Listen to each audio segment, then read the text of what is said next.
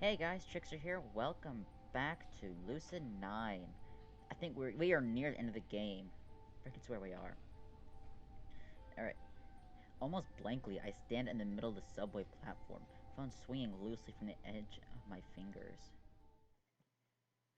Then all of my muscles burst into action and I shoot out of the subway, legs pounding into the pavement as fast as I can make them.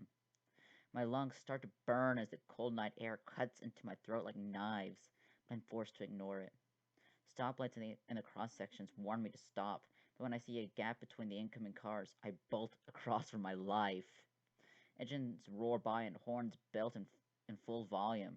I'm certain that cars roll down their windows to call me crazy, scream that I'm an idiot, swear to call the police on me.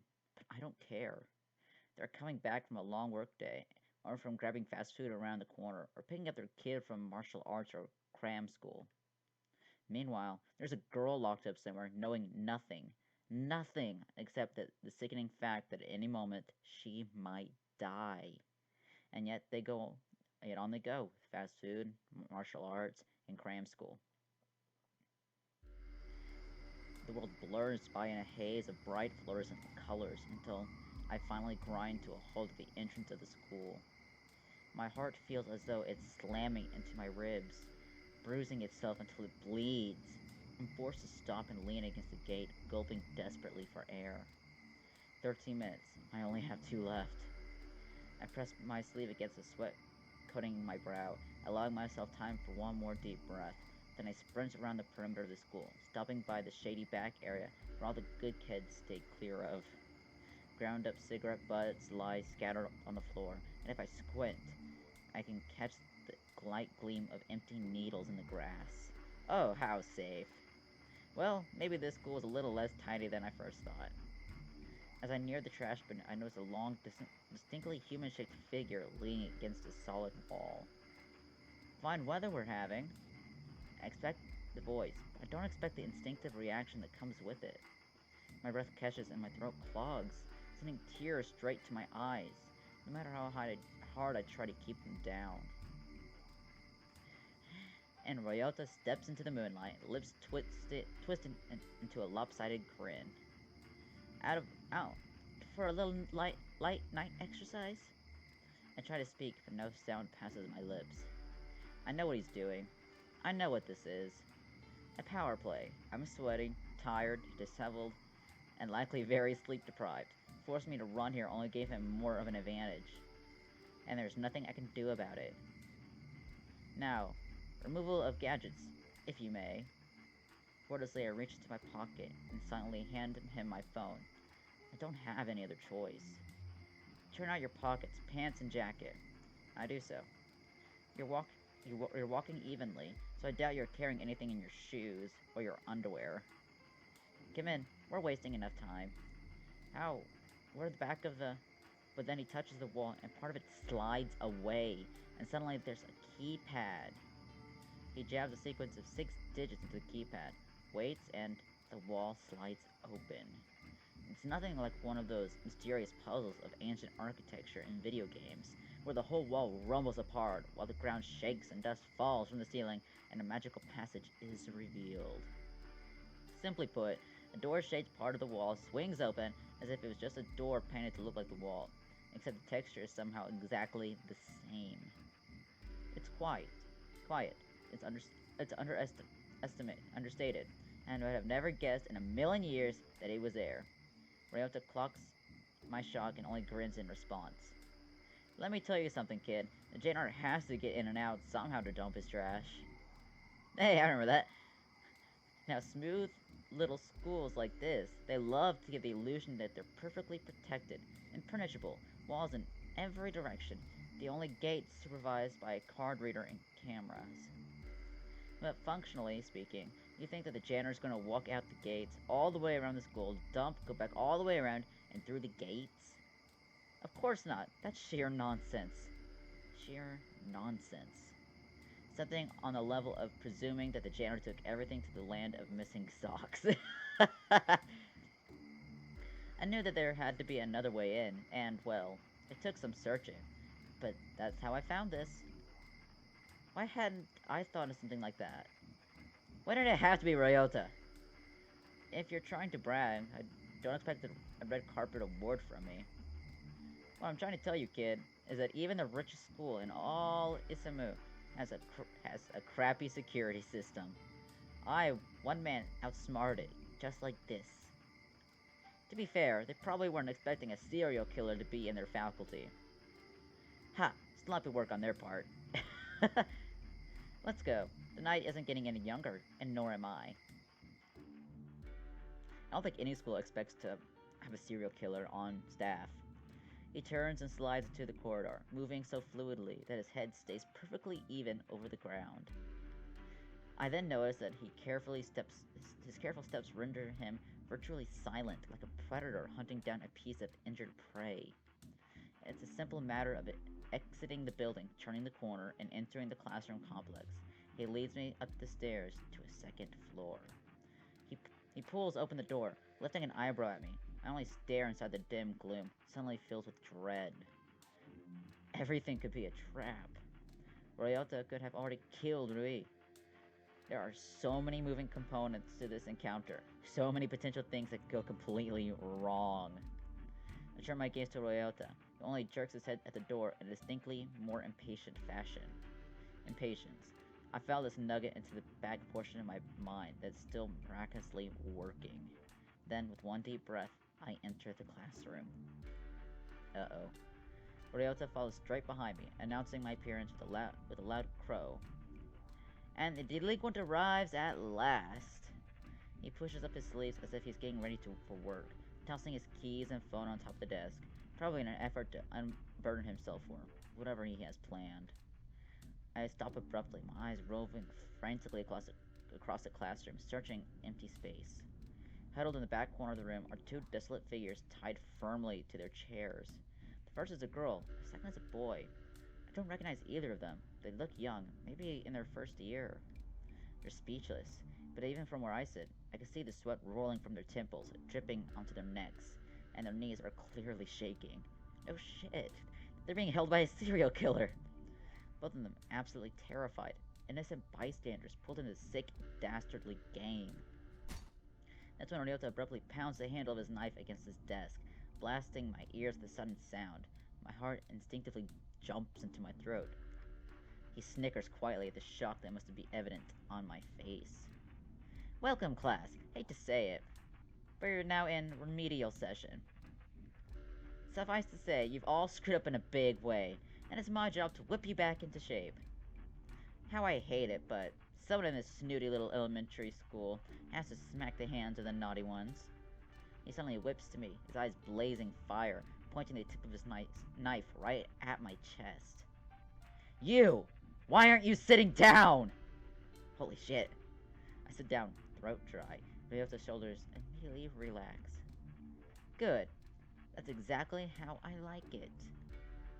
Now, Ishimoto, is it? Since you came in late, you get to be my special assistant. My body goes cold. My eyes immediately turn to the knife. Ryota, reading my intentions, chuckles. Oh, don't look so scared, boy. You help me discipline. Sounds like a much better position to be in, doesn't it? Relief courses through me, and I hate myself for it. I shouldn't be relieved. He's a discipliner, and I am a discipliner. Whatever he's planning on doing, I will have to copy. If he breaks bones, so must I. If he saws through limbs, so must I. And if I don't, then all of us will be killed right here, right now. Because the only thing keeping him playing along is me. What do we have to do? Oh, it's quite simple. He strides behind the teacher's desk and pulls something out underneath. My heart drops. Two metal pipes, around 3 feet in length, rough around the edges. He rolls one to me. I automatically stoop down and pick it up. We'll take turns inflicting blows on our disciplinees. Good solid blows that make a nice musical sound. The first discipliner who knocks out or kills her disciplinee loses. The two students explode into wailing at this statement. You bastard! You damn bastard! I can't believe you! Please, please, don't hurt my sister! Don't hurt me! This makes me freeze. Brother and sister? Suddenly watches Ryota gleefully skips over to the chairs, dragging the two students over. Brother and sister, the cruelty will never end. I swear if you lay one finger on my brother... Ryota stops abruptly. The momentum throws the girl against her ropes, temporarily choking her into silence. Isn't she so darling? I picked her out specifically for you, boy. You... did you? Oh, yes. And she gets to be yours. I stare in silent horror at the girl. She only turns her head away. Hisao, look at me. Look at me, Hisao. The terrified boy looks with her, face doused in a mixture of tears and sweat. You'll be okay. It'll be okay till you understand. It won't be. It'll be okay. Of course she'd say that. Except, the first person to fall unconscious means a loss, which means I have to inflict pain with the promise of comfort. I can't do this. If I want to win, or at least not lose, each blow needs to be filled by their conscious mind. Oh, don't give me that face, boy. Be glad I didn't pick the knife. I mean, I'm pretty tempted to. Then you'd probably lapse, and that's just boring. Something like this needs to be remembered. So, are we ready to begin? No, we can't. I'll go first. Watch and learn. He stands over the boy, gripping the pipe tightly in one hand, keeping the knife in the other. I watch, transfixed, even while everything in my brain is screaming for me to turn away and close my eyes. The boy whimpers quietly, eyes wide, squirming around the crude ropes that bind him to his chair. Ryota smirks quietly at him and ruffles his hair. Not gonna lie to you, kid. This is gonna hurt like hell. No. Ryota raises the pipe painstakingly slow, reveling in the drama of the moment. 3, 2, 1. He whips the pipe down, but when it's just about an inch away from the boy's kneecaps, he stops. Psych! The boy releases a great shuddering gasp, shoulders dropping in relief. Then, without a moment of hesitation, the Ryota lifts the pipe and brings it down. Crack goes bone against metal. The air splits from the impact of horrifying, agonizing scream, punctured by a shrill screech of metal as the base of the chair grinds against the ground from the force of the impact. The boy is still screaming as Ryota steps back, an expression that I've never seen before dawning on his face. Oh, beauty, true beauty, how pungent is your sting. He giggles quietly to himself as the boy wreathes against his chair, leg forced into an awkward angle. Ow.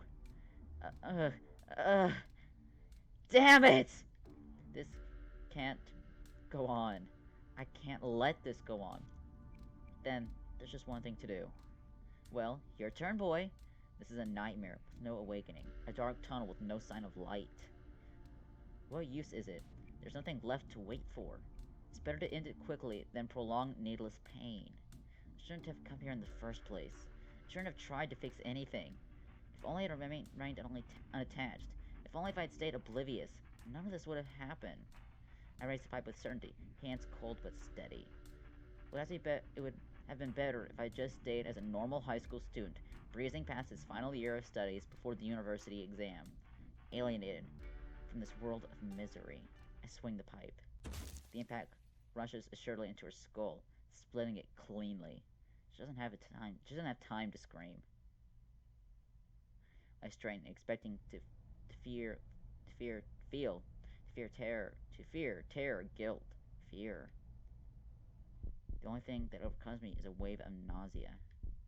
Not the sickening blow of fever or flu, something in a deeper scale that flows to the outer edge of my body. A sensation that's slimy and incurable. Murderer, my mind whispers. There's silence from Ryota, even from the boy. Not a single peep. The boy should be screaming in fury. He should be swearing vengeance at me, vowing to make me suffer for killing his sister. Ryota should be cackling with satisfaction. He finally broken me to the point where I've taken a life. The two of them only stare at me silently, as if frozen in time. Frozen in... I drop the pipe, but it lands soundlessly, like the world is a velvet muffler. What is this? I step towards Ryota, but he doesn't budge. His eyes remain on the spot where I was. The room is still and silent, and miraculously peaceful, like a scene put on pause or a stage play in the middle of intermission. A shadow flits the corner of my vision, immediately drawing my attention. Who's there? Nothing. Of course, nothing. There's no longer anything, simply emptiness, because I am helpless and there's nothing left for me. This is out of my control. I do nothing more. Death after death, an endless cycle of suffering, living in a world that delights in breaking innocent souls. It's better to just give up and die. I could fall to the ground right this moment and just let myself rot. That would certainly be ideal. Or do I need to live? To lie down without a fight? Or to set my revenge on the world? To make society resent the people who raised such a monster? A tantalizing thought. This is out of my control. And now in my control. Uh-oh. What'd I do? And so I wake. Uh-oh. Time has resumed. No, it never stopped at all. The girl's split corpse tumbles crookedly in her chair. If I bothered to look, I'd probably see organs slithering out of her skull. I breathed deeply despite the cloying scent of iron, feeling refreshingly alive. You monster! Despite his numerous injuries, the boy wreathes against his chair, screaming in a toxic concoction of fury and pain. A truly tragic scenario. But he is obnoxious and hardly influential. It'd be better to dispose of him without hesitation. I reached down and grabbed the pipe, crushing against his forehead with all the force I could muster. Instant silence. I sighed quietly, flicking fragments of bone and blood off the pipe, feeling, for the first time, in total control of the situation. So this is true strength. How I envy it. I turned my gaze to the man standing by the shattered teacher's desk. His face is utterly still, masked with years of long practice, but I could sense new wings of terror beating beneath his breast. It has probably been a long time since a man like him has ever felt fear, almost entirely new sensation. I smile absently, a tingle of pride buried beneath my hollowness. This man, with a haggard face, beaten brow, shredded pupils, accustomed to chaos of the higher order, fears me. Who are you? Why do you ask? I see this man's calculations crumbling in his eyes. Clearly, this is a situation he has not expected. You're not Yama. Nonsense. There is no one else I can plausibly be. He's simply limited to his preconceived notions, the fool. I advanced towards him, raising my well-worn pipe. Let him burn. Let this whole world burn. It deserves nothing less. Wait! He throws up a hand, trembling with adrenaline, looking for a way to escape. He's such a brave man, and yet so cowardly. I'm waiting. You want something different, don't you? I adjust my sore muscles idly, paying little heed to the knife clenched tightly in the man's hand. An intelligent fellow. He had it all this time, but even though he's drawn it, he knows better than to use it on me. What could you possibly mean? The man is still for a moment, his eyes flickering down to my open rib cage. But the knife stays at his side. Instead, he raises an unarmed hand, pointing across the room toward the broad window that eclipses the edge of the classroom. I know that look in your eyes. We're not so different, you and I. Oh? This seems like a perfectly acceptable moment to chuckle. Not even a smile crosses my lips. Intriguing. You want bloodshed. I can help you in that. You will gain very little from killing me as opposed to letting me help you. I tilt my head, humming quietly. A sensible offer, but... I suddenly flash forward, holding my pipe with both hands. Ryota reflexively swings his knife, and his actions move like mud to my eyes. I easily catch his blade against my pipe and derive the leverage to rotate it into his own chest. The knife sinks softly into his flesh. He stares at me agape. You cannot have been more wrong about what I want, unfortunately for you. You! I jolted my grip, thrusting the knife deeper. He gasped for breath at the gurgling sound, no doubt the result of blood flushing through his lungs. I released my hold, knowing the wound to be fatal. I step away. After a moment of deliberation, I decide to pick up Ryota's pipe. A nice moment of irony. I stepped to the classroom window, a path littered with corpses. Gio Ryota, an unfortunate boy, and an unfortunate girl. I draw myself to the window, regarding the peaceful sky without emotion. To see smoke cloud that sky, flecked with embers and ash, I look forward to seeing that day. The new story shall begin here. I casually flick the lock on the window and push it open with my pipe. I would have liked to crack the glass open like I cracked their skulls, but I have more important things to take care of. It's time for the city to remember. Uh-oh. What'd I do? Oh, bad end, damn it! Son of a bitch! Okay.